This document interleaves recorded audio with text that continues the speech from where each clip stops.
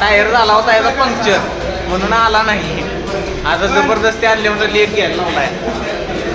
ये चल कॅमेरात बघ इकडं. घे चल प्रॉपर घे प्रॉपर.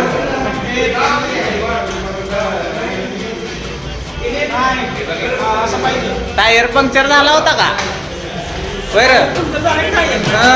Tyre puncture